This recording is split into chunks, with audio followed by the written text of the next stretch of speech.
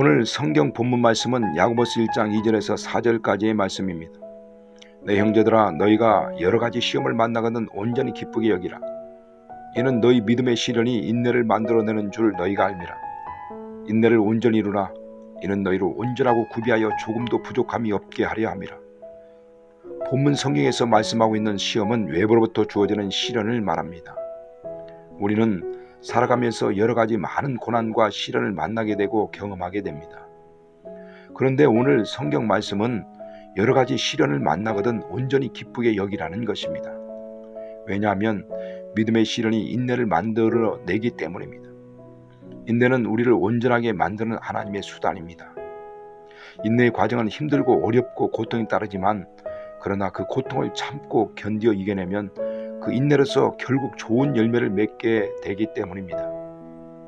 믿음의 시련은 마치 진주조개가 모래를 품고 그 모래를 진주로 만들어내는 과정과 같습니다.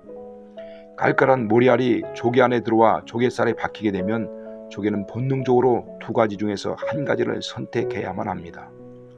하나는 들어온 모래알을 무시해 버리는 것입니다. 그러나 들어온 모래알을 무시할 경우에는 결국 조개는 모래알 때문에 병들어 살이 썩기 시작하여 얼마 가지 않아 죽어버리게 될 것입니다. 또 다른 하나는 조개가 모래알의 시련을 받아들이는 것입니다. 조개는 진주청이라는 생명의 즙을 짜내어 자기 몸속에 들어온 모래알을 계속해서 덮어싸고 또 덮어쌉니다.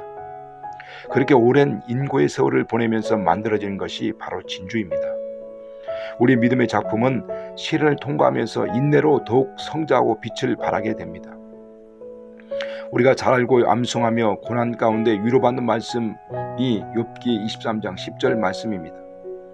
나의 가는 길을 오직 그가 아시나니 그가 나를 단련하신 후에는 내가 정금같이 나오리라. 여기서 단련이라는 단어는 쇠붙이를 불에 달구어 두드려서 단단하게 함을 의미하는 단어입니다.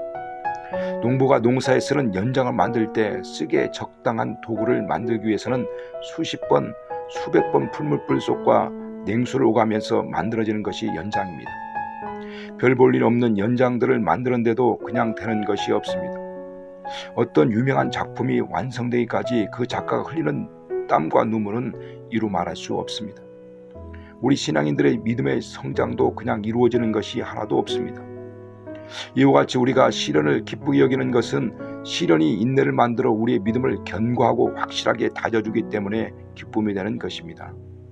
믿음은 말씀에서 시작하고 시련 속에서 인내함으로 하나님이 주시는 복을 감당하게 되는 그릇을 만들어가는 것입니다.